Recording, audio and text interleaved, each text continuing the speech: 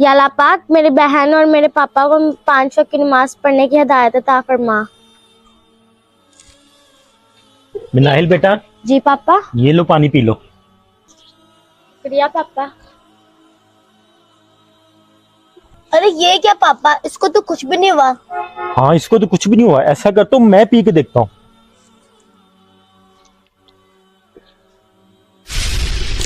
ओह पापा ये आपको क्या हो रहा है? पापा पापा मिनाहिल इधर आओ, देखो पापा को क्या हुआ।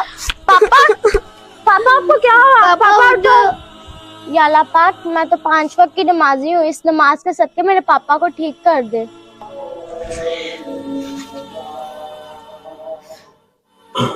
पापा पापा आपको क्या?